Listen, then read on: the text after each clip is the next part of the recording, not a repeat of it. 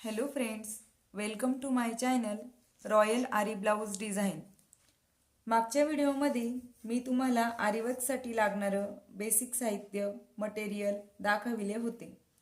आज आपण आजच्या व्हिडिओमध्ये चेन स्टिच कशी करायची हे स्टेप बाय स्टेप बघणार आहोत. तर मैत्रिणींनो, आजचं मटेरियल 423 नंबरचा सिल्क थ्रेड, टुलिप जापान नावाची 14 नंबरची 0.5 mm सुई आणि कटर लागणार आहे.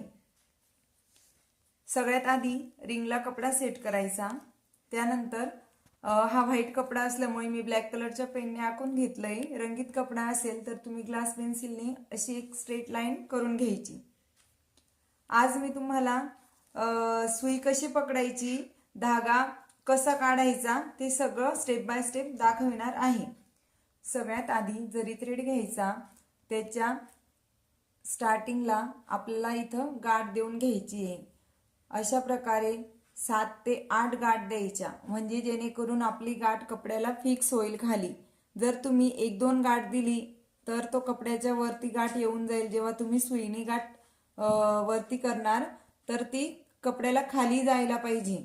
ही अशा प्रकारे गाठ करून घ्यायची. त्यानंतर उरलेला थ्रेड कटरने कट करून घ्यायचा धागा.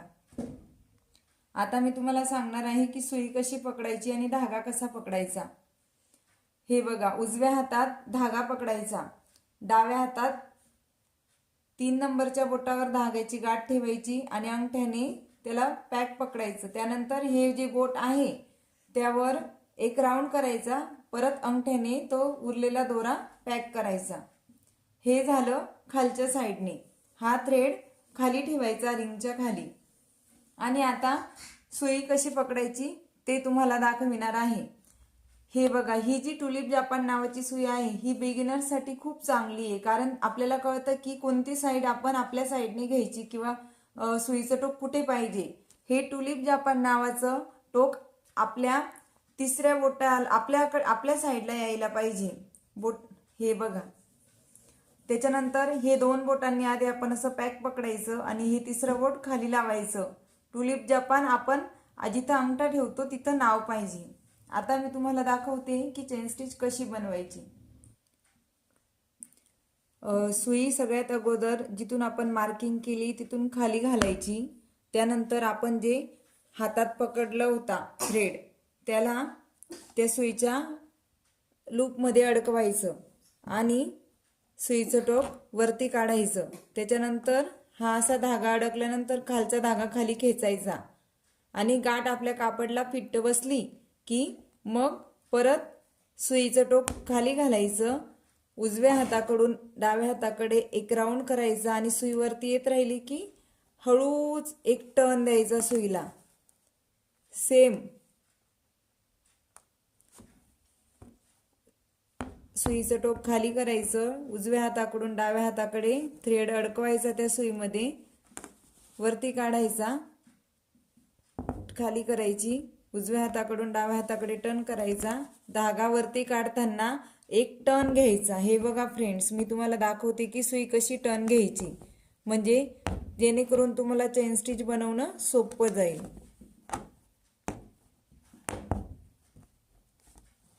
टर्न घेतला, सुईचं टोक खाली, उजव्या हाताकडून डाव्या हाताकडे, सुईचं टोक खाली, उजव्या हाताकडून डाव्या हाताकडे थ्रेड त्याच्यात अडकवायचा आणि सुईचं टोक वरती काढताना एक हळूच एक छोटासा टर्न घ्यायचा. हे पहा फ्रेंड्स,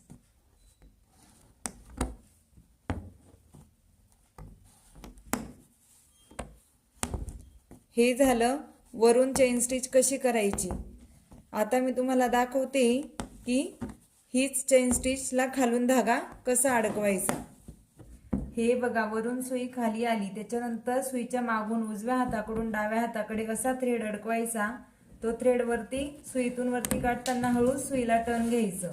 सुईचं टोक खाली, उजव्या हाताकडून डाव्या हाताकडे एक राऊंड करायचा, हळूच टर्न करून सुई वर काढायची. हे बघा, सुईचं टोक खाली, उजव्या हाताकडून डाव्या हाताकडे धागा वळवला, हळूच वरती काढलं.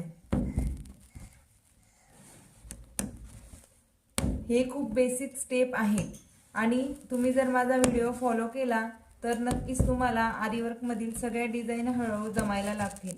सगळ्यांनी अशी चेन स्टिचची प्रॅक्टिस करायची. खालून धागा कसा अडकवायचा हे तुम्हाला मी दाखवलं आहे. आता आपण ही चेन स्टिच कंप्लीट करू. हे बघा, सुईचं टोक खाली, त्याच्यानंतर खालून धागा अडकून हळूच सुईला टर्न करायचं. हळूहळू असे एक एक चेन स्टिच करत गेलं की एक सुंदर लूक तयार होतो. चेन स्टिच ही सगळ्यात बेसिक आहे आरी वर्कसाठी. तुम्हाला चेन स्टिच आली तर आरी वर्कच्या सगळ्या स्टेप येऊ शकतात.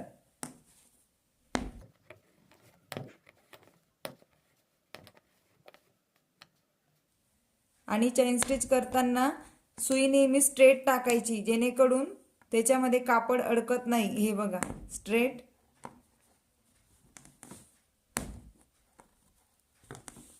स्ट्रेट,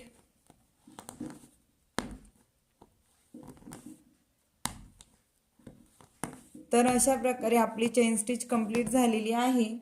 आता मी तुम्हाला सांगणार आहे की चेन स्टिच करत असताना कुठल्या गोष्टी टाळायच्या. सुई नेहमी स्ट्रेट पकडायची, ह्या दोन बोटांमध्ये सुई पकडायची आणि हा तिसरा बोट इथे लावून स्ट्रेट टाकायची, म्हणजे धागा अडकत नाही. कापड नेहमी रिंगला घट्ट बसवलेला पाहिजे, जेणेकरून तुम्हाला वर्क चांगलं करता येतं. आणि सगळ्यात शेवटी स्टिच कंप्लीट झाल्यावर आपल्याला त्याला एक एंड नॉट द्यावी लागते, जी की मी तुम्हाला पुढच्या व्हिडिओ दाखवणार आहे की एंड नॉट कशी द्यायची. एंड नॉट दिल्याशिवाय चेन स्टिच कंप्लीट होत नाही, ते मी तुम्हाला पुढच्या व्हिडिओत शिकवणारच आहे. आता फ्रेंड्स, हा व्हिडिओ तुम्ही बघा आणि दररोज याची 1 तास तरी प्रॅक्टिस करा. 2 ते 3 दिवसात तुम्ही अशी सुंदर चेन स्टिच नक्कीच बनवू शकाल. व्हिडिओ आवडला असेल तर व्हिडिओला लाईक करा, शेअर करा, सबस्क्राईब करा आणि असेच नवनवीन व्हिडिओ बघत राहा.